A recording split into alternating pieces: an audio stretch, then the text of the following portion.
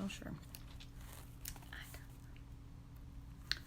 And here comes the waiting game. Hello, hello. Off to work we go.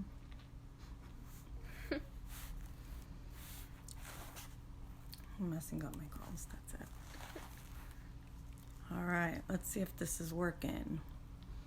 Hey, there's some hearts. Hey Brenda, how's it going, girl?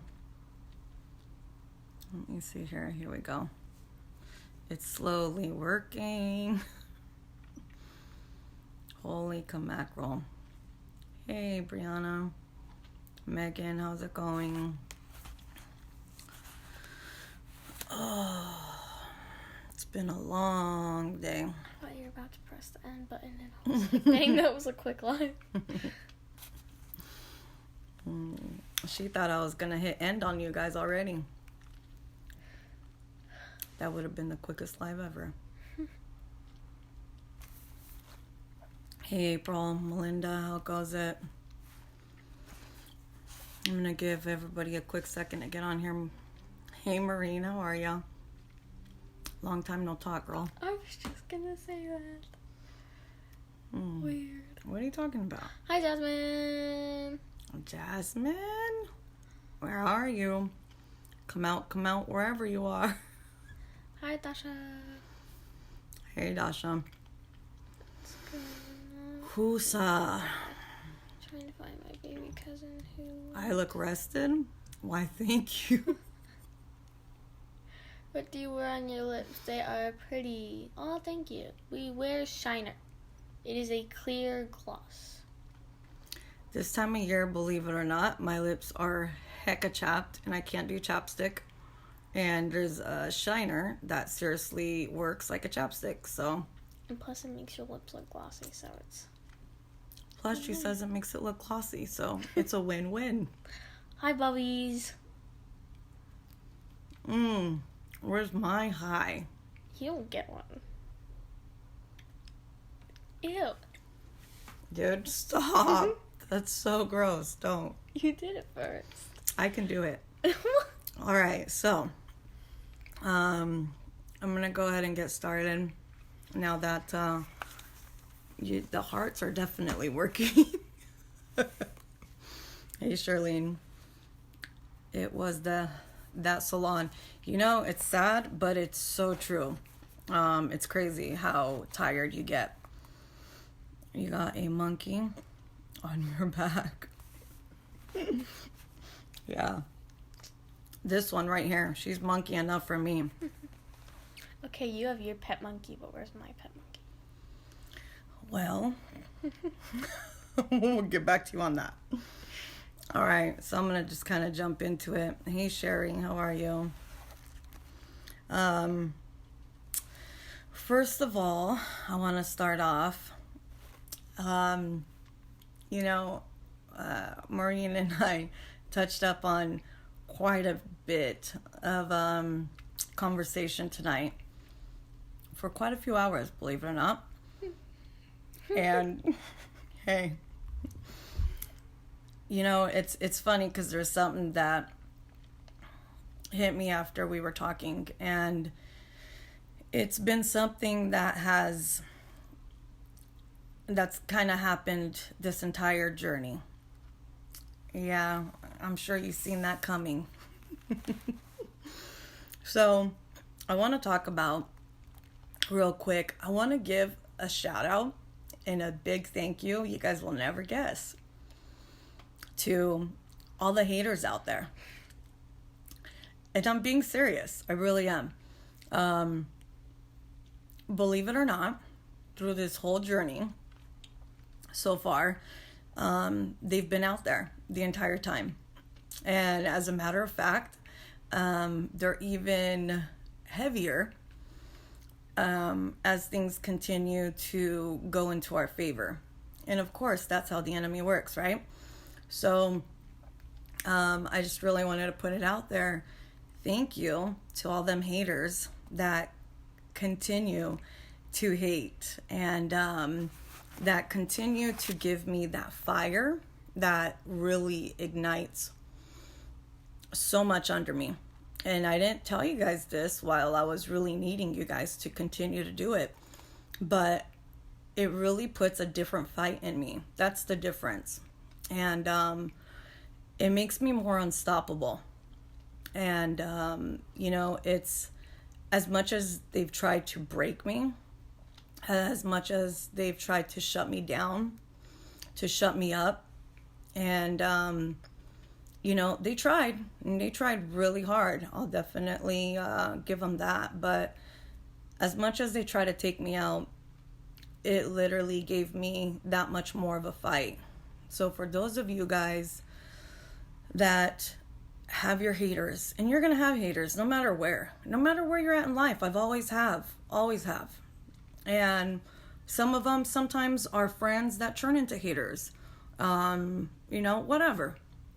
But on this journey, we've had some serious haters. And, for me, I feel sorry for you guys, because I really wish that you had the same wisdom and discernment, because I promise you wouldn't live such a miserable life to try to take down people and to hurt people, and especially when a child's involved. But that's kind of the beauty of the negative part in this, is she gets to learn at a very young age how haters work and how I don't allow for them to take me down. And the more crap they talk, the more tougher it makes me, and the stronger it makes me.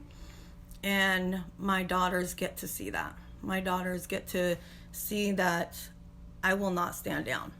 And as a matter of fact, I'll just stand taller and stronger. And like I said, it continues to ignite that fire that I need to be able to continue down this very, hardcore path. But it's a path that I've been chosen to take, and nothing will stop me. Even on the times where, things got hard, not because of them, trust me, not because of them, but because of the pain that she was going through. That was hard. That was something that nobody could ever prepare me enough for in a lifetime, no matter what.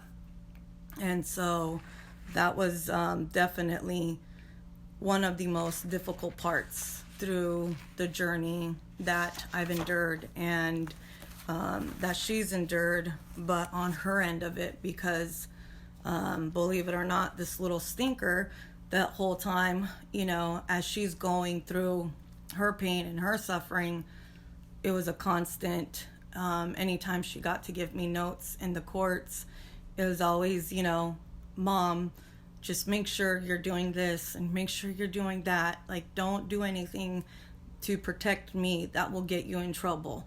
It was a constant protection from her. She was so worried about me all the time that little did she even sit and realize everything that she was enduring, But that's what just makes her just stand out as such a little warrior herself. Little did she know through all of that, and her strength in it, as I've told you guys along the way, I can literally feel it, and it would give me that strength to keep going when I didn't have it. And little did this stinker know that that's what she was doing, as tough as she wants to always act. And she's definitely always such a, I don't even know how she ended up getting a lot tougher than I did, because I never thought it could be possible. But she's a sneaky one. She's tough to a point where it blows me away. It really does. And I'm so proud of her. And honestly, I'm proud of her for even wanting to do this, because I'm telling you guys, it's not easy. Every moment of every day so far, since we've been together, has not been easy. And it's not going to be. And we both know that. We know that, but it's going to take a lot. It's going to take a lot of work. And honestly, I'm grateful that she's a lot like me. Both girls are. They get healing from helping others. And, that's huge. And I'm very proud of her for that. And that's where she's going to kind of take on her part of the live tonight. And, I'm going to end it with what kind of encouraged both of us was, talking to Callista in regards to the sessions that are obviously going on at the Capitol. And Kylie and I thought long and hard about the DHS session that was going on yesterday. And it's so crazy how things work. Right before we got on the live tonight, Julie, there's a couple of you guys that I was talking to on Messenger right before. And one of you guys sent me the article of the boy from Oregon that went to the Capitol in Salem yesterday to talk about DHS's system. And he spoke on the abuse that he endured for years and years of facility, foster home, DHS abuse. And it's so sad. And, it's so crazy how things work out. But it got both of us to wanting to write. And not only write in letters, but to take the time out to make some calls tomorrow and set some appointments up that I have yet to follow through on. And it's given us that push to say, you know what, as hard as it is, we have to do it, because every day that's still that many more kids out there suffering and crying out with no help. And trust me, when I say no help, the help is so thin. And that's why, I've put so much heart and passion into seriously wanting to take this on at a whole nother level, as hard as it is. So,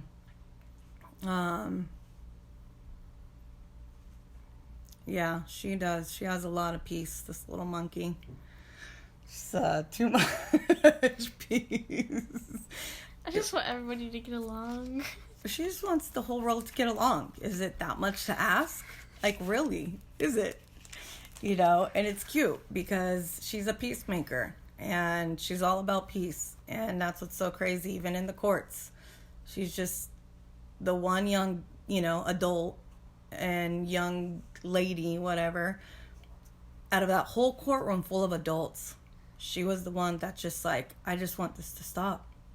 I just want everybody to stop. I just want everybody to get along. I want the yelling to stop. I want, and it just, it killed me, but it's what I needed when a lot of you guys were like, I don't know how you're doing it. I don't know how you're not seriously just going all out and just, going nuts on everybody involved.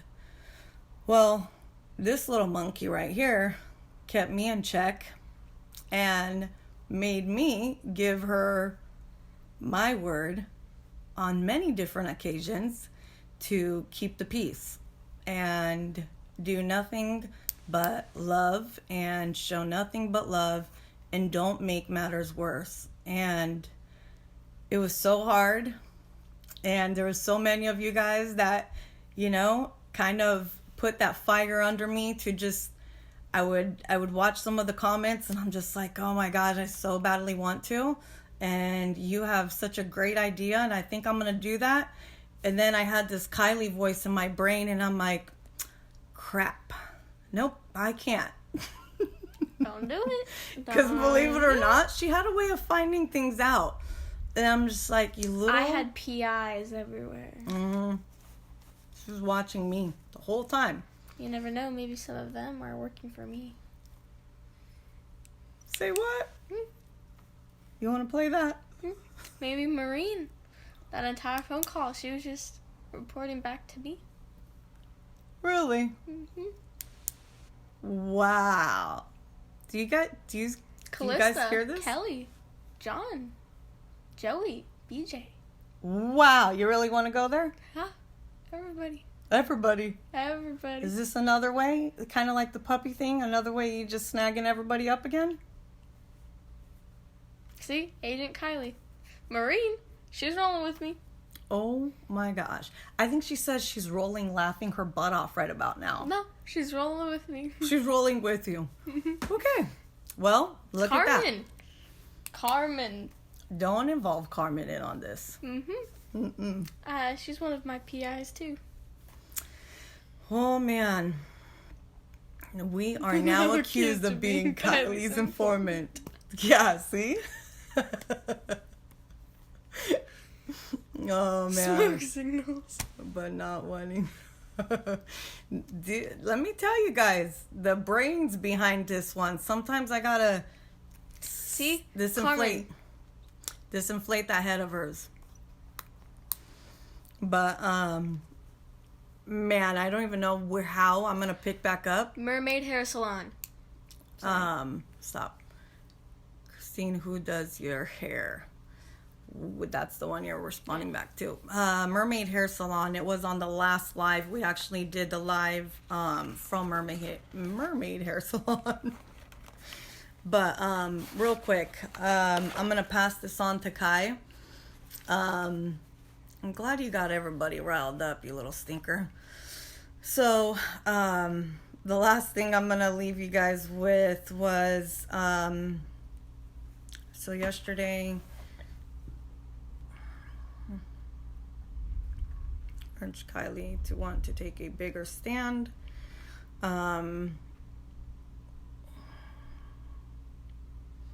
But no, it did. It urged her to take a bigger stand after seeing the article come in. And, you know, it urged me to just constantly take that stand behind her. And no matter what, I'm going to keep that stand behind her, as hard as it is sometimes.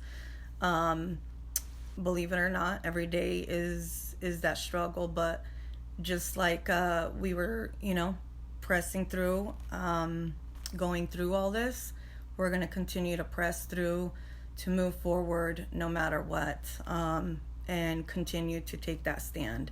So I'm going to leave her with her continuance from the last live that we did a couple, actually yesterday.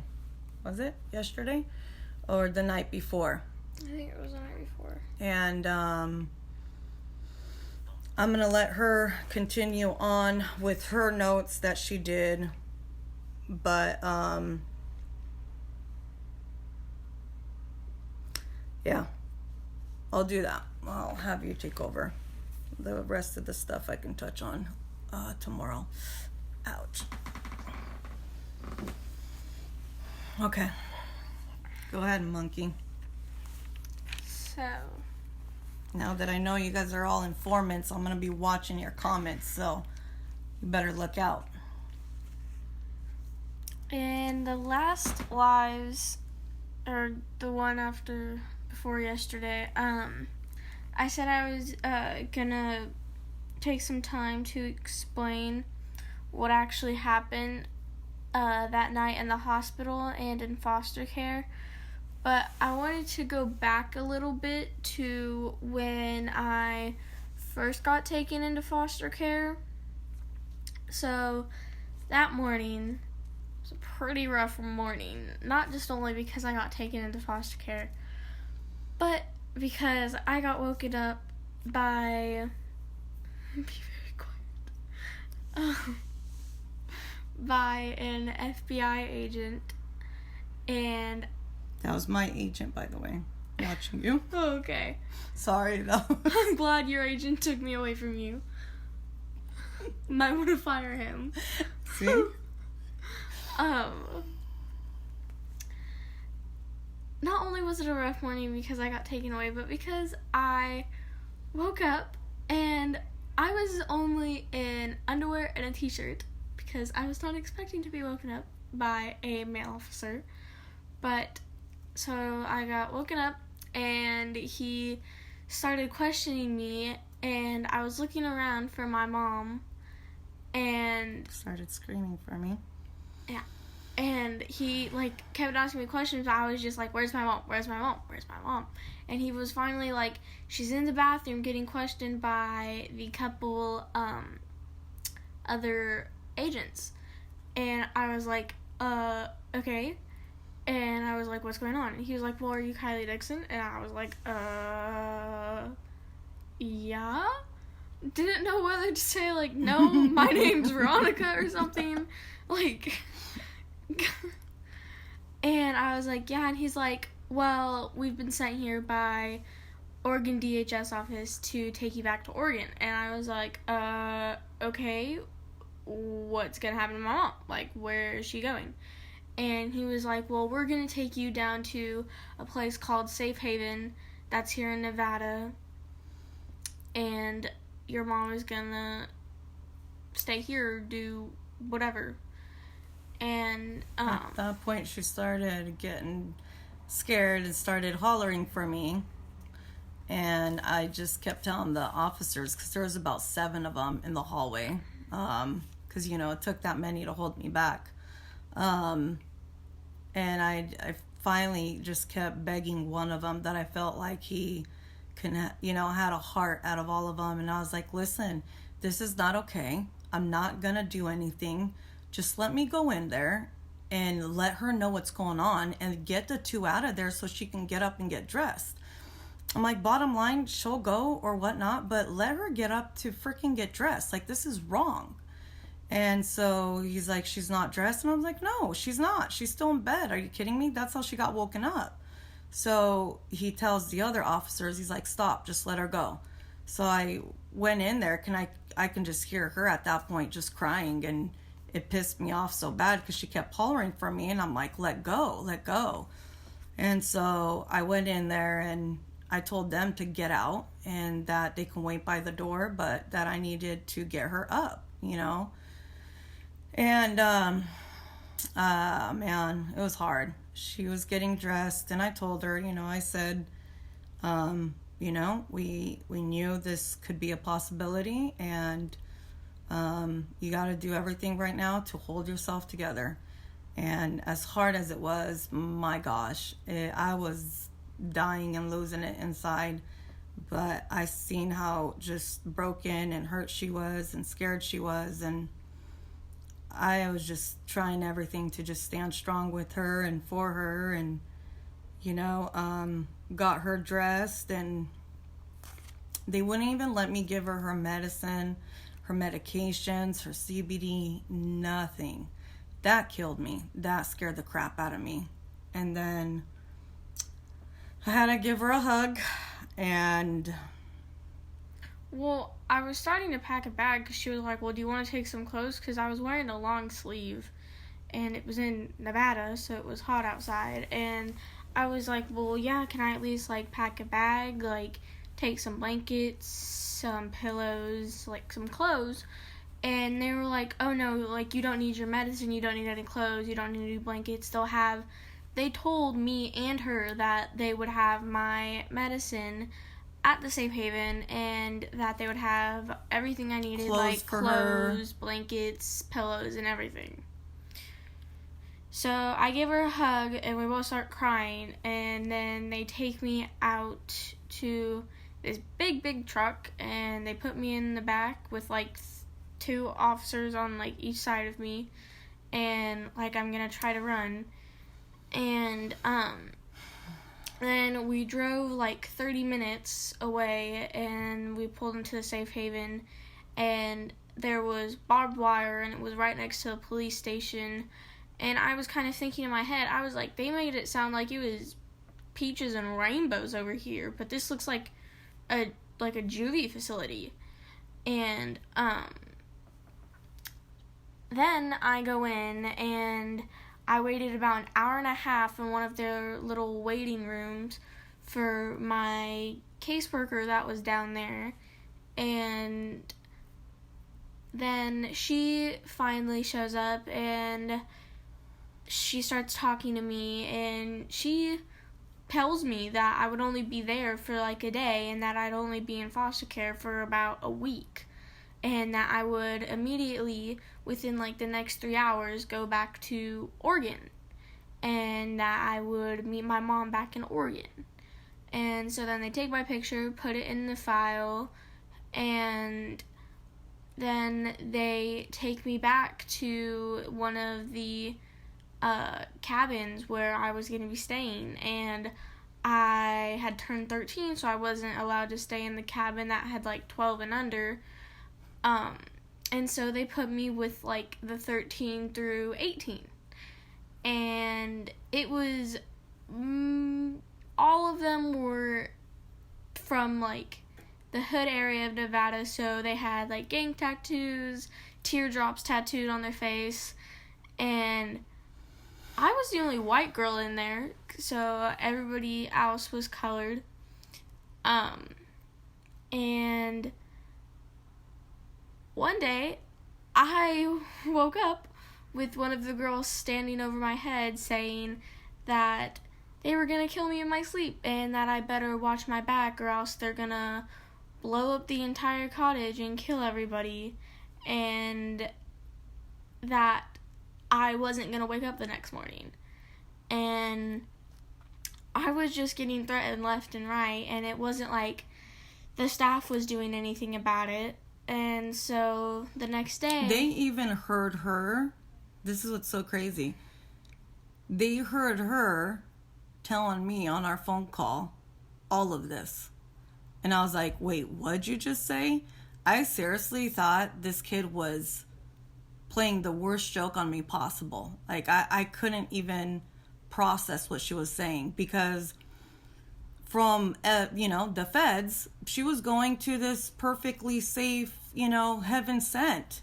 And she's going to be in great care. And when she's telling me how everything was happening and the crap they were saying to her and how she got bullied, and I'll let her keep going, but they literally witnessed her telling me this stuff and did nothing about it.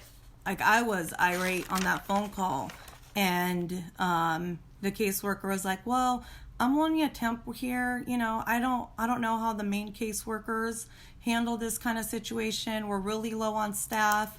I'm like, I don't give a crap how low you are on staff.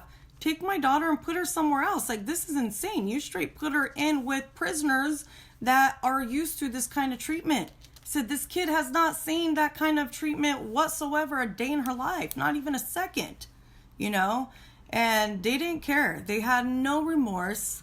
And oh my God, it was insane. It was heart shattering. I mean, Ashley was on those phone calls, and we were both muting, losing our crap. I was hysterically crying. I couldn't even hold it together once we hung up. It was bad. It was so bad. But go ahead, keep telling them what happened there.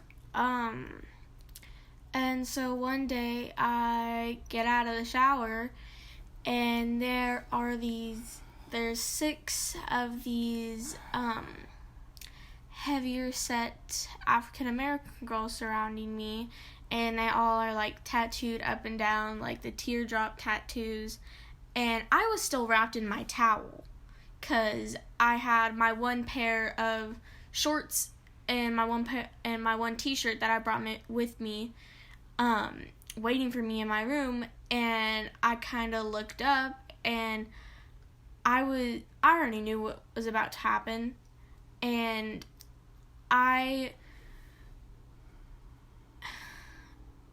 honestly just stood there and let it happen, because I knew if it was maybe one of them, I could try and fight back, but 6 of them, I couldn't.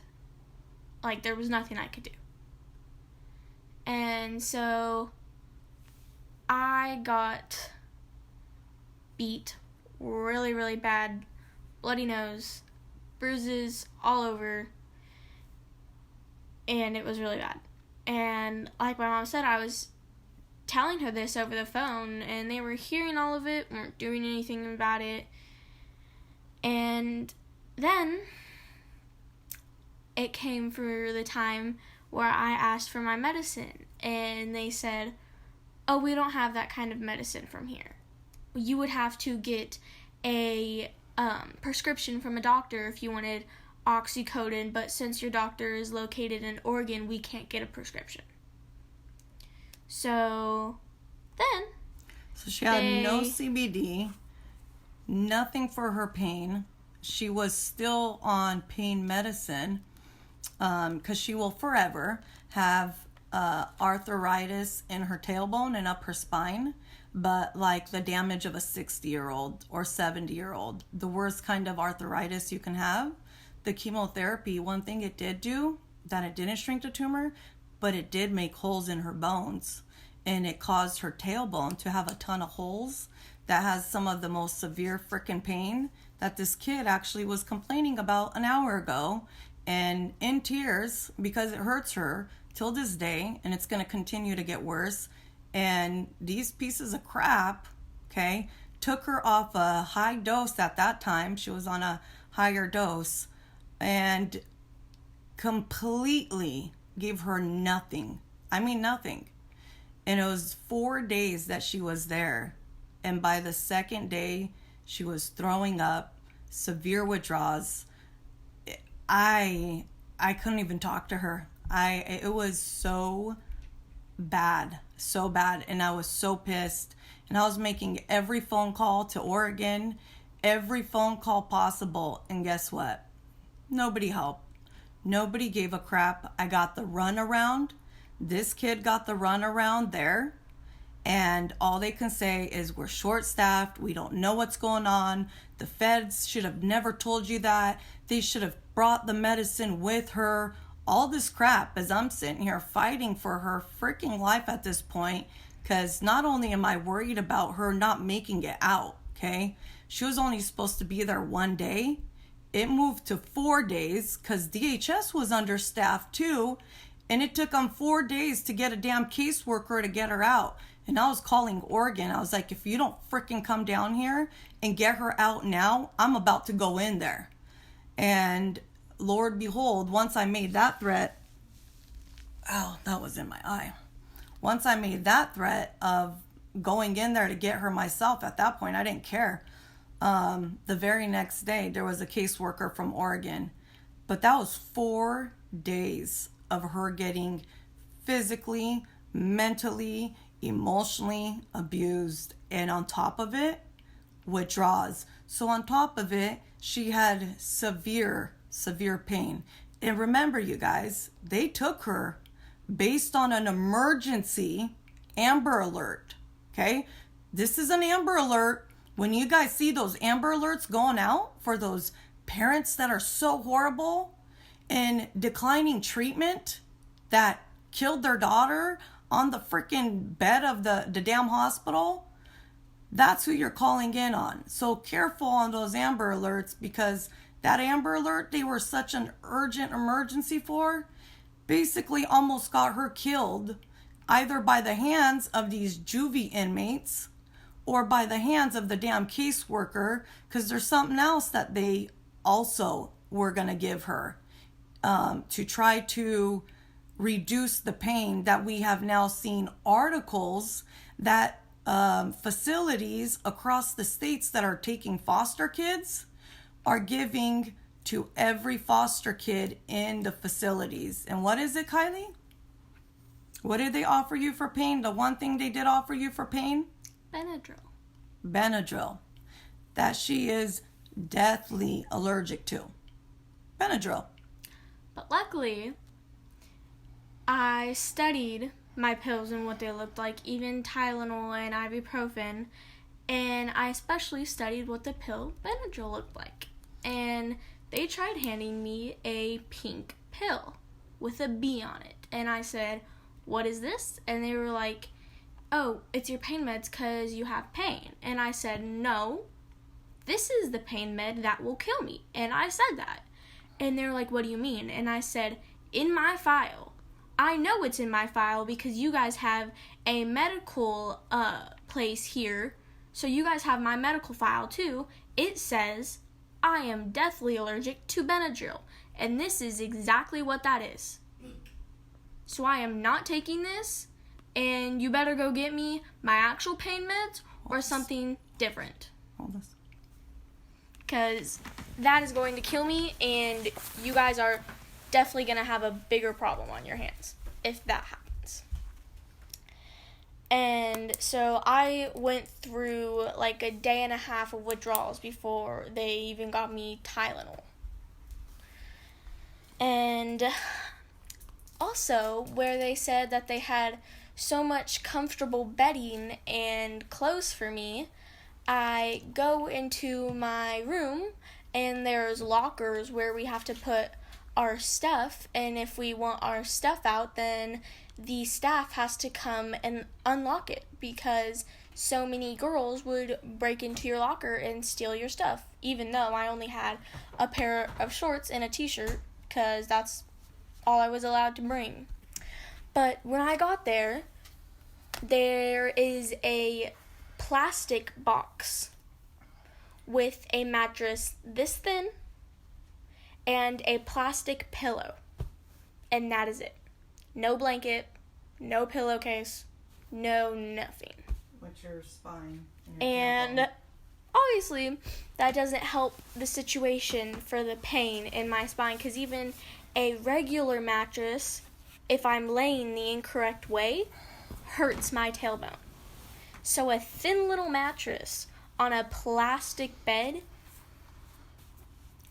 hurts way worse.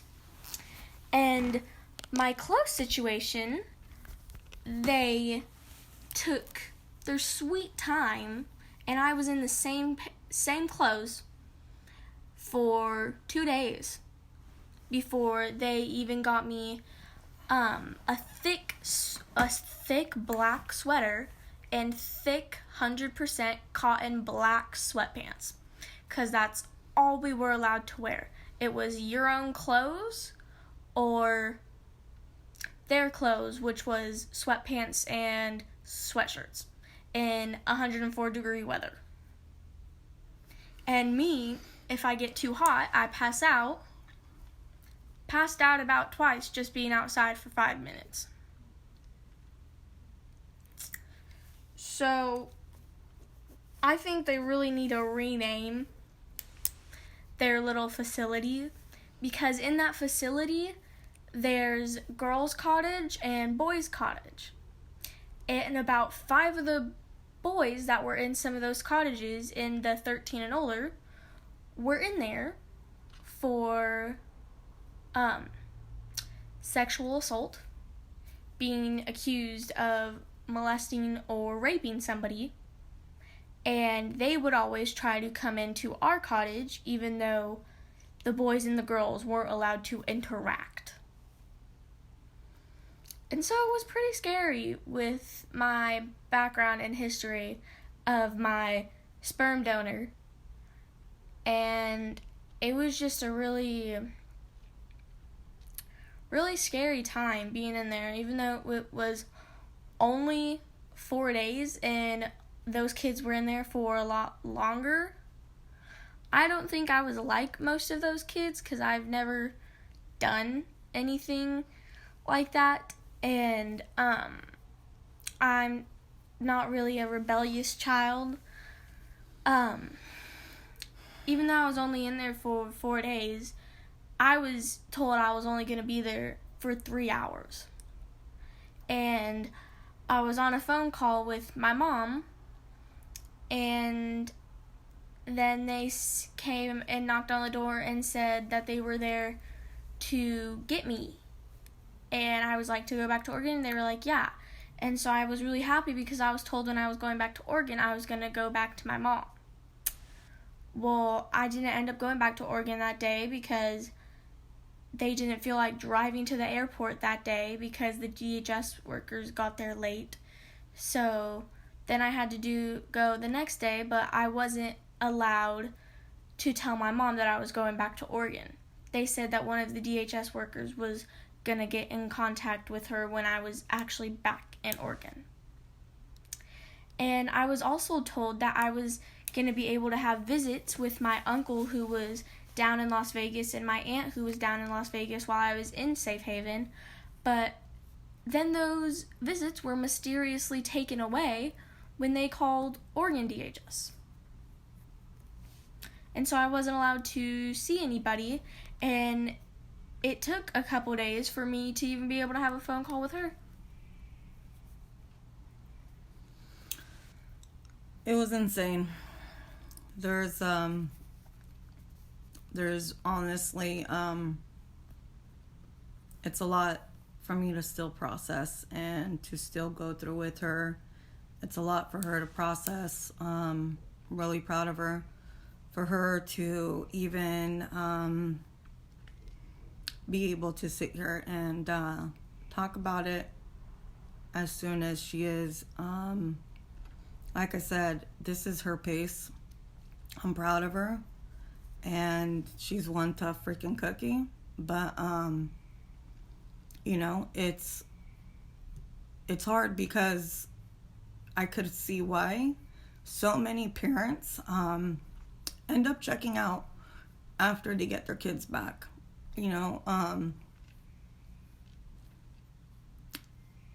If I didn't have such a tough kid and amazingly beautiful and smart, daughter that has still overcome a lot of this, but she knows that there's going to be a lot of healing, and a lot of her healing, from her telling me, is it's going to come out of her being able to save other kids and help other kids. And the one thing to explain how this little warrior, the way her mind works, is even though she was there and enduring that pain, the whole 2 phone calls that I got with her while she was in that facility, every time she was so worried about this baby's station, where these young teenagers that were in there had babies. And these babies were held in the same facility, but in a different room. And the whole time, she's just like, Mom, I get that this sucks for me and you, but what really hurts me is every time I have to go to the bathroom, I have to pass the baby cottage. And what kills me is that these babies, they don't even know what they're in for. They have no idea what their future is going to be. And who knows if they even have a mom that's going to fight for them, and it's just like, I get it, I get it, because let me tell you, having her go through it, there's no way in hell I could ever imagine, having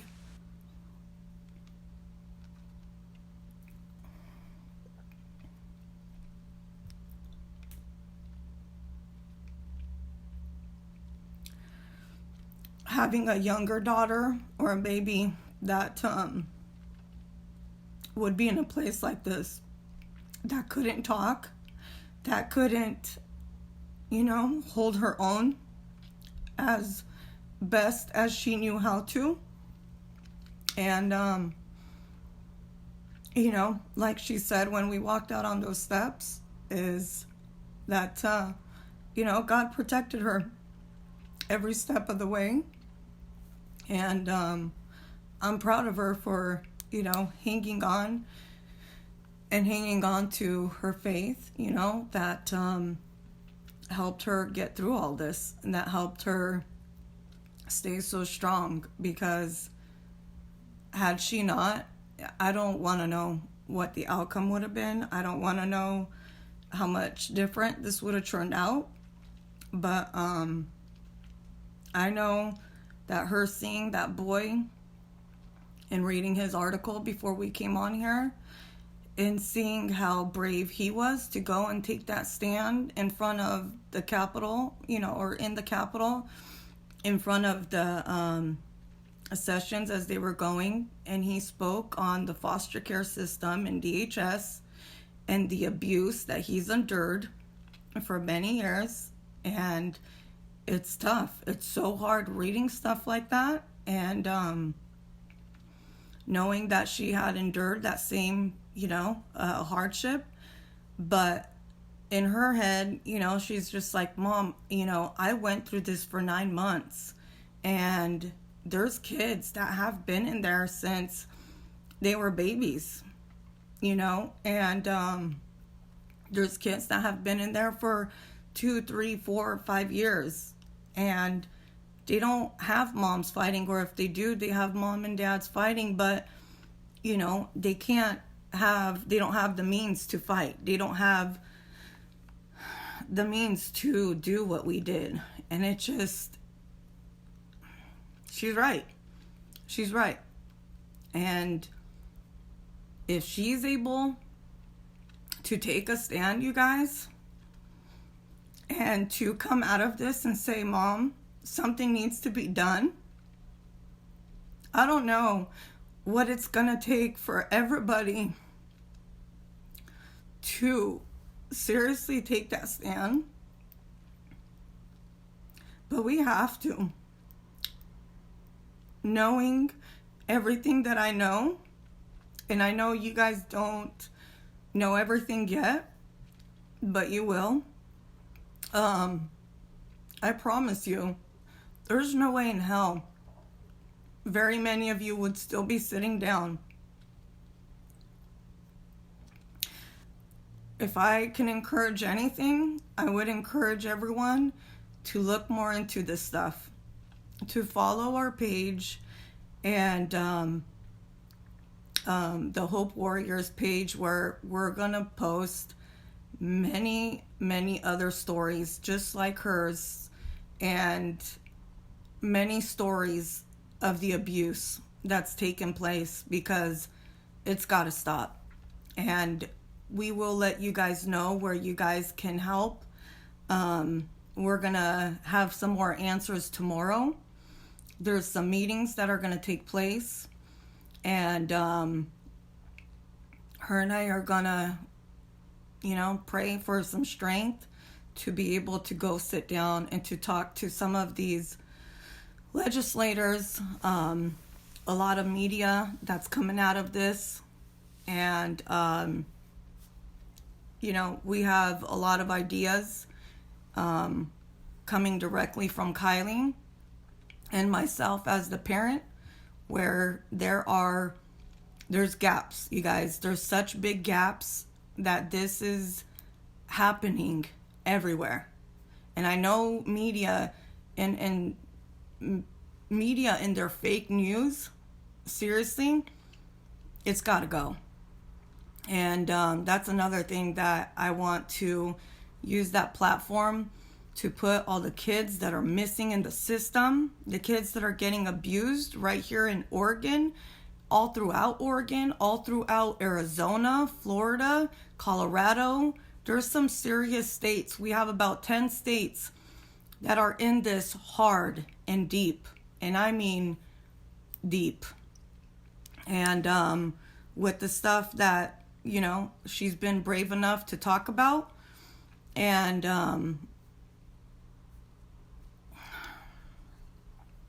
brave enough to put out there, I'm telling you, yeah, Ohio's another one of them. You guys, those facilities that she's talking about, there's 10 times worse facilities where the stories that we get back from some of the parents that are talking to their kids that are out of state and in these facilities, the way she was out of state and in a facility, that she was just enduring the abuse. And one of the caseworkers, supposedly she was a caseworker, more like a demon herself, was literally sitting there and might as well have grabbed some popcorn as these girls were beating each other up and fighting. And they had put, their hands on Kylie, one in particular. And I went off on this caseworker over there. And I was like, anybody puts another hand on her again, and I promise you, things are going to change quick. And she's like, the one that has a main issue with her has a mental disability. And I was really, what kind of mental disability? And she's like, well, we believe she's schizophrenic and bipolar. And I was like, you put my daughter with gang members in a schizophrenic and bipolar teenage, she was 16 or 17-year-old? And she's coming at my, at the time, 12, 13-year-old daughter? Are you kidding me? You know, and it's nuts. It's nuts. This is just one, you guys, one victim of these facilities, but gosh dang, it's insane. It's nuts. And you know what? We're all out here as parents. And you know, one thing I've learned is going through this and hearing so many of the other stories and little ones that are in these facilities and torn and away from the parents for months and years already. All I can think of is, you know, if that parent's not out there fighting, I want to fight for that kid. I want to fight for that little boy or that little girl that's sitting there begging, you know, as they're being raped, tormented, abused, you know. It's sick. It's sick. And it needs to stop. And I told you guys, we'll do everything we can to put it out there, to be strong, to stand strong. But man, we have to start a bigger and harder stance. And I'm working on it with a lot of the other leaders that have stood right beside us, right behind us. And there's many phone calls I'm going to be making to all of them tomorrow as well, because there's a lot that has taken place today. But I checked out after some phone calls today. And then knowing we were going to try to do this tonight, it takes a lot. And we can't, you know, we can't do this alone. We've already done so much of it, and she's overcome so much, but this is at her pace. And the fact that she wants to do this and, you know, put it out there for you guys to be aware of what she fought so hard to overcome. And trust me, you think that's bad? That's just the light side of this for 9 months. And I kid you not. I've only been in it for 9 months, like she said, but other kids who were in it from the time that they were born to the time that they were old enough to get out of foster care, 21 years old, it's terrible because then some of them were raised in the facilities and halfway in foster homes. And just like the boy said who went to the state capitol, just for making eye contact at the opposite sex, they were shoved against the wall in a straitjacket. And there was a quote where one of them stood up and said that a girl who supposedly stole a snack was dragged by her hair into the bathroom and beaten by the staff. And luckily, I was only in one of those facilities for 4 days, but other kids are in those facilities for years, and it's even worse.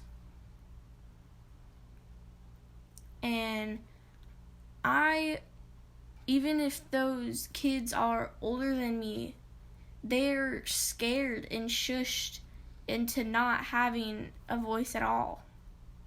Because the boy was even saying how his anxiety was literally through the roof just at the Capitol, and that he felt like he was honestly going to throw up because of how scared he was.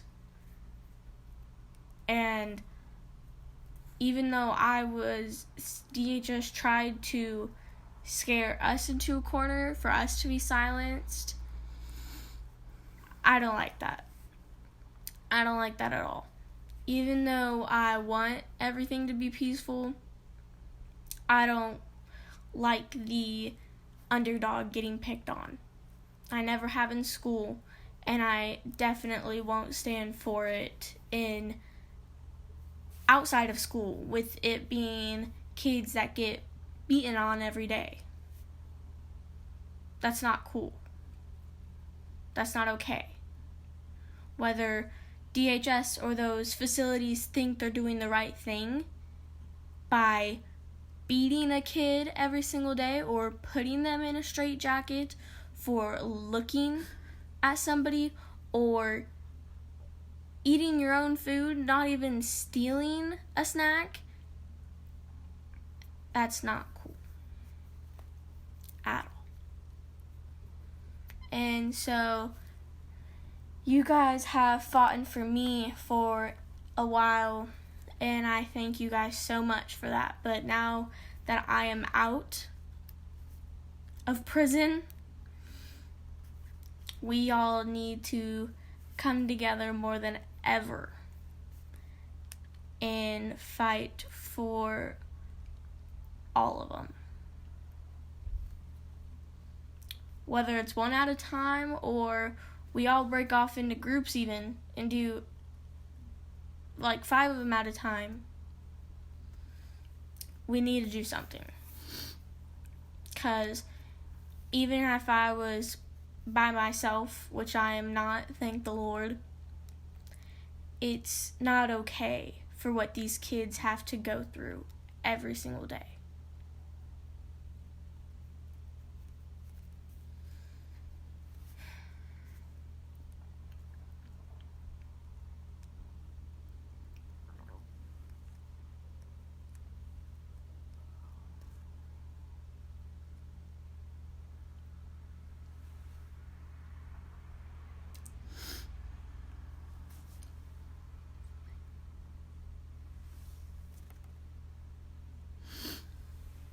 We're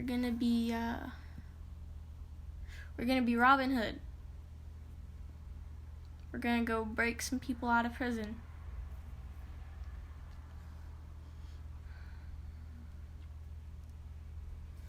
Get your army suits on, guys, because we're going to war. Oh, I saw a comment from Misty. She asked us to say hi before we logged off. So hi, Misty.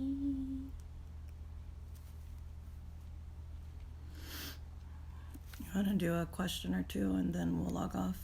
Sure. Yeah, and even Angela, even if she did steal a snack, it was probably because they're hungry, because they weren't getting fed a lot, because even in the safe haven, I think it was 2 meals a day. It was like this little bowl of cereal, and then like an orange at 2, and then like a chicken tender at night. And you weren't allowed to bring any outside food in, so even if like you had visits with your family and they brought you outside food, you would have to like eat it right there, because you weren't allowed to share it all. Like if you shared, then you would have to go in this, you'd have to sleep in this like common area, which you had to sleep on the floor, which honestly would be better than the beds that they had. But all the floors, like when I first got there, the girl who was my roommate, who was like one of the only girls that actually stuck up for me, said, don't ever walk barefoot on these floors or else you'll get a disease. And you could tell that like these floors have been like burned, and like all the windows were like barred, there was alarms, it was bad.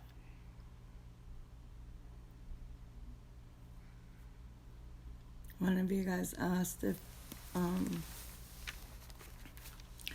you're describing juvenile jail conditions. Yeah, that's for sure.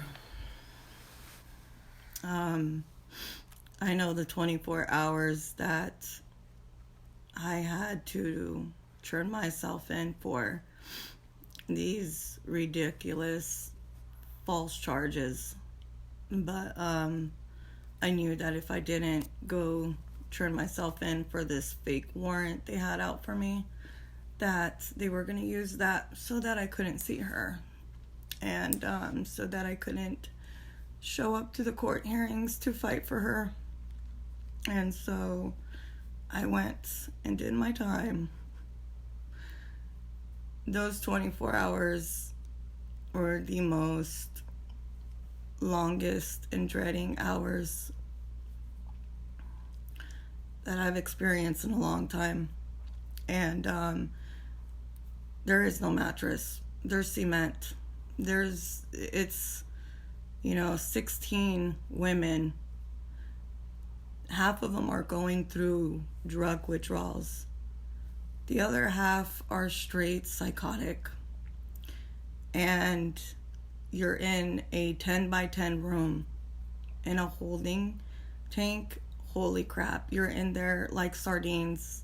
And it's so messed up. And I'm just like, why? Why do you want me to see this? What is it? And just what I experienced and what I witnessed. And trust me, I'm going to be exposing that as well. It is so screwed up. It's not okay. It's not, you guys. Our conditions are so bad, and we're all caught up and lost in this world. And, we're lost in shows and TV. I hate the damn TV. I do. I've seen what it's done to our country. I've seen how lost a lot of us are, and they've used it to condition us. They've used it to tell us what they want us to know and how they want us to be, how they want us to think. And you know what? I'm good. I can't tell you the last show, the last movie, you name it. The last movie I've seen was in a movie theater because I don't want it. And I've told the girls, I'm just like, I don't ever want to get a TV to where we get lost in it ever again. Ever. There's so much going on in the world that I will never live my life the way I never really did fully, but I did enough. And I feel guilty for it. I really do, because I'm like, dear God, that's years and years that I could have been fighting for justice and freedom for so many different situations, let alone for innocent children and families that are being torn apart. This has been going on for 20 plus years. Granted the last 10 and then 5 has been horrific, but enough is enough. It's gotta stop. And every day in this, now that, I'm not fighting that side of it the way I was. This is a whole another battle. And, hearing it from her, not what I was told. Talk about being conditioned. Again, that's what they do. They tell us what we want to hear to keep us contained, to keep us from not taking a stand. But this is sick. And for all of you that are out there and you're watching, you're freaking sick. Every single one of you needs serious help. To harm innocent children and to abuse them the way you guys do, seriously, I'll be praying for you. Because that's all I can do at this point. Because if not, I don't even want to put into words what I would do. So I will leave it at God's feet, but I will continue to fight to make sure that not anymore, innocent lives have to continue to go through this. State by state, we got to make the changes, you guys, and we got to take that stand, and we got to come together more than ever. But one of you guys had asked if she is really 13. She is. I know. 06, baby. And I saw that a lot of people, because me and my mom were trying to come up with some new t-shirt ideas, because they say free Kylie. I saw some say, because Maureen wanted ones that said Kylie's informants on the back. Really, Maureen? And really? then I saw another one that said Kylie's Army, and I thought that was a really good one. I like that. Or Kylie's Soldiers. And I like that a lot. So I think that should be like the new thing. We should make more bracelets with like that and t-shirts. A safe haven in Oregon. No, it's in Nevada. Marine said giggle. I'm watching her. Hot pink. Yes. We'll do pinks and blues. All right, one more question and we're going to log off. My necklace. Haha. So I love unicorns, and so it is a silver unicorn with one of those pearls, and my mom got it for me while I was in foster care. And the pearl that I got, because you know how like the pearls are like love or wealth, or mine is wisdom. And some of them are the surprise ones, and that one was, and it had like 3 that it could have been wisdom. Yeah, it was wisdom, love, or wealth. Yeah. And it's so funny that this smarty pants over here got wisdom out of all of it. Not that she needs anymore. I told her to share, but that's one thing she is a little stingy with. Other than that, she does share. She's very loving and sharing, but she won't give up some of those brains. No, they're locked in my noggin. Yes, your noggin. I know. When will you start writing your book? She's already started. Again, her brains. So, I love writing. She's drafting. Well, I love writing, so I started writing a book that was based on my life, but surprisingly with an even darker turn. And so I have that book, and it's where like I'm like she's the queen, so, and like we have a kingdom. That? Like a fake Anna Center. So she did. It's not like character. What's the character one? Like when you write a book and Anna Center. Oh my God, I can't think right now. Anyways, the book she started on was actually, she started writing that in foster, and she's writing like, what do you call it, non-fictional, or like a fake but it's real, like a true story, but based on a true story, but the characters are obviously animation. Jeez, that's what I was trying to get out. No, you're still you. Just the only person's name that changed was me. I'm Ondina. I know, but you were talking about different characters and stuff, like the animation part. Yeah. And then she also started drafting the beginning to the book. Yeah, exactly. Thank you, Tabitha. Jeez. A fairy tale type. And then she started writing, like, the truth. What was it, like a month and a half ago? And she brought that with her. And so she's been working on it. Realistic fiction. There we go. All right. One last one.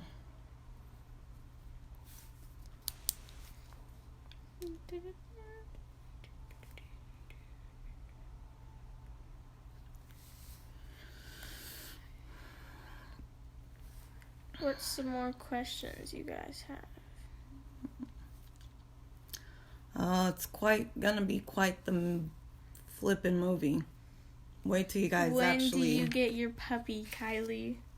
We didn't see that question. No, because they said that I need a therapy puppy. Also, you are wise, Kylie. Mama is wise also. Give yourself lift ups also, Mama. Aw, you're so sweet, Stina. Thank you. Oh wait, hold on, I saw unicorns. You are truly God's almighty gift to the world. Thank you. That was sweet. We're going to have to make her another book with your guys' amazing comments.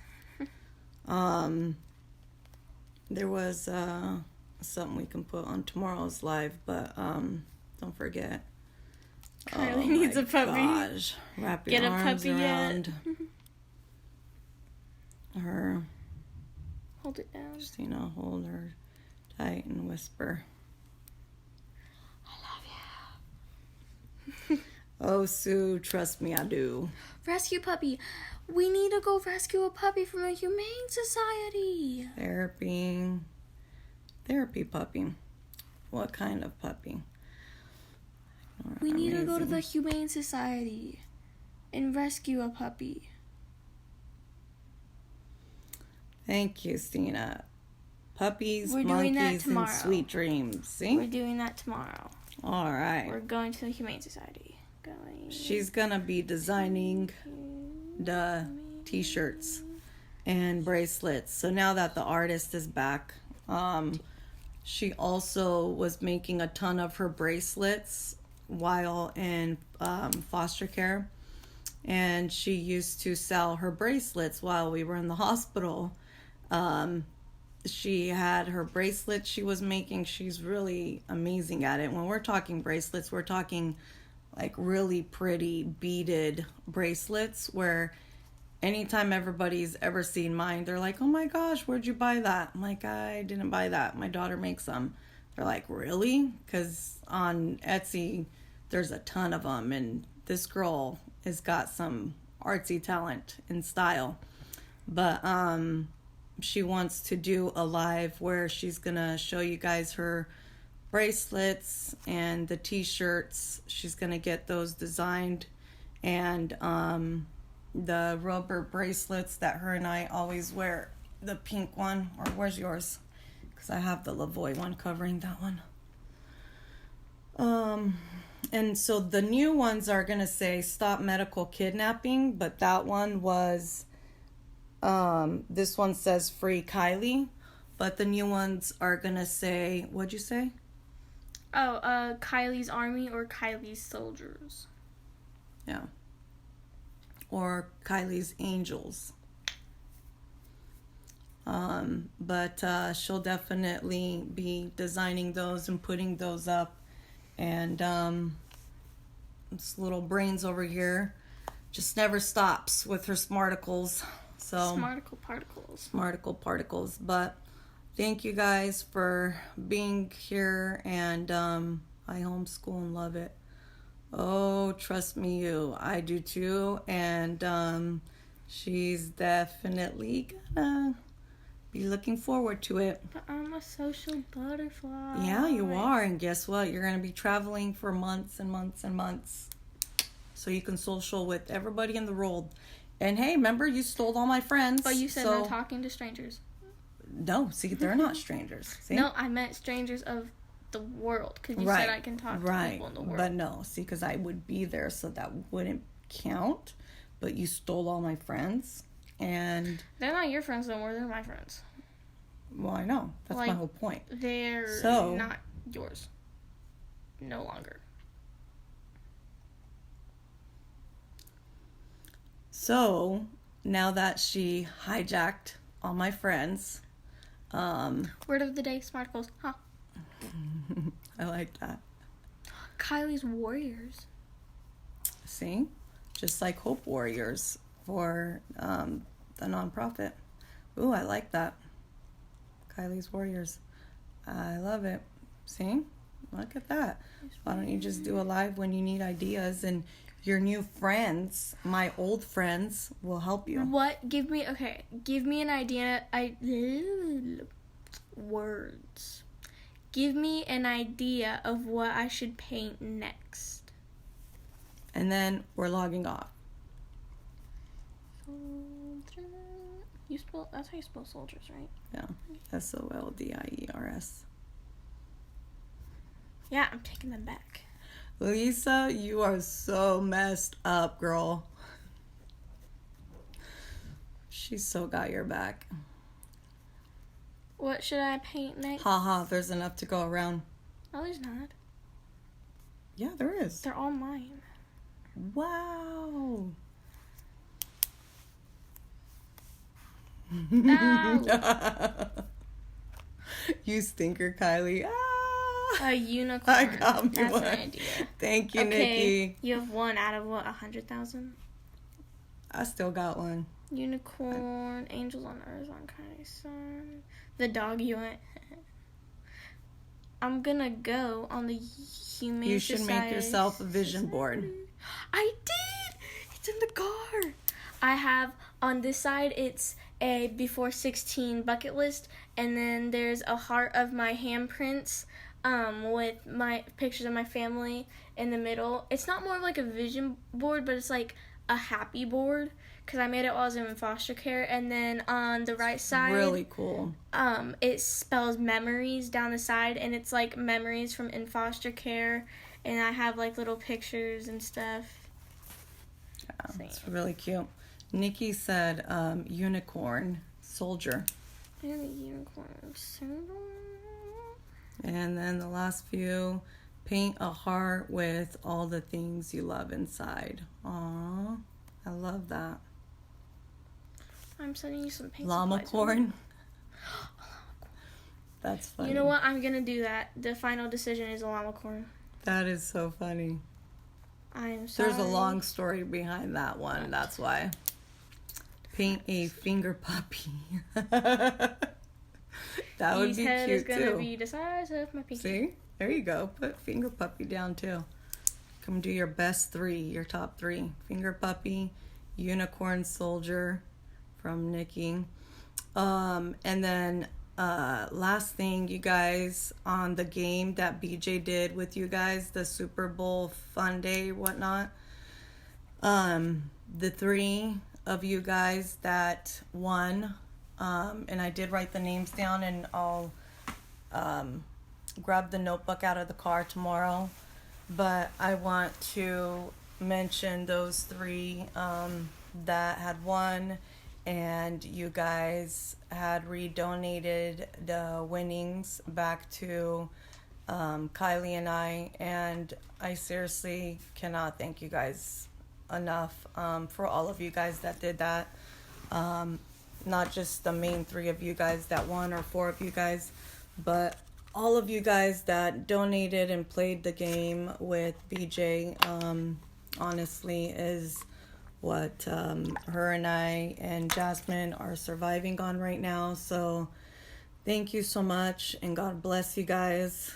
Little do you guys know how insane this battle is, not only just financially, but to be able to continue to fight for both of our freedom, and to be able to fight for building the nonprofit, to be able to fight for all these other kids. And we're going to start a team that's going to fund for the nonprofit, just because we haven't started anything on it yet, but we have all the foundations of it almost done.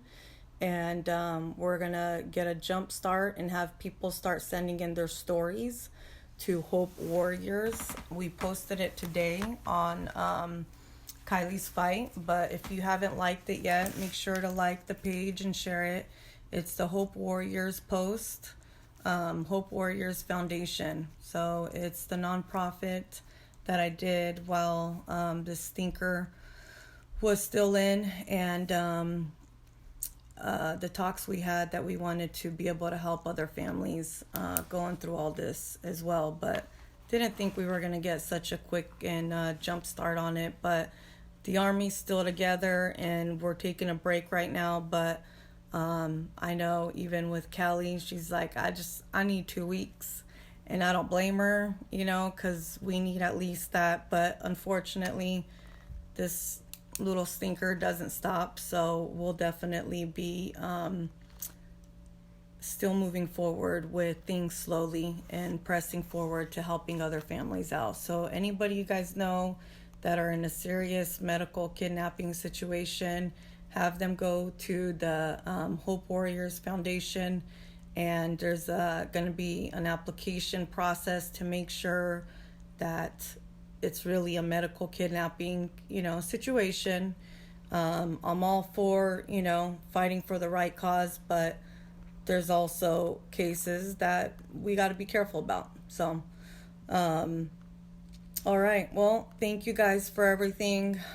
I just want to say one more thing. Janet, I saw your comment about the tattoo for your mom, I think it was, who passed away, with the clock with the yellow rose, and I'll make a quick sketch of that probably tonight because I wanted to do some sketching, and then I can have my mom PM you a picture of what it looks like. She's drawing my tattoo too. That's so awesome. Who was it? Janet. Janet? Yes. And she wanted what? A clock with a yellow rose. Wow. That's awesome. Janet, if you have any kind of ideas to send her, she's really good at just freehanding it though, even if you don't. But if you can just message the details of what you would want it to look like to the Chrissy Gale Dixon messenger, she's already started. So other than that, we love you guys. Thank you guys for everything. Janet, you are so welcome. You are welcome. Other than that, we'll be back on here tomorrow. We're gonna give you guys hopefully some updates on more of the legal stance and more if this girl has it in her, man. I don't even know, because I barely do, but she surprises me at the last minute sometimes. So whatever fight she has for tomorrow, it's all in her hands. So I'm just hanging on for dear life. It's a wild, wild roller coaster. But we thank you guys, love you guys, and do you need sketchbooks and canvases? Sketchbooks and canvases would be great. Just like basics, cool. Paints, brushes, canvases, sketchbooks. Yeah.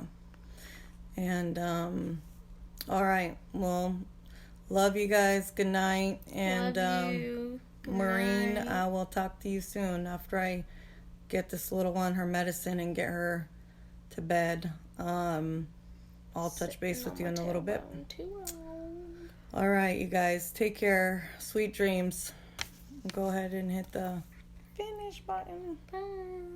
Good night. Night.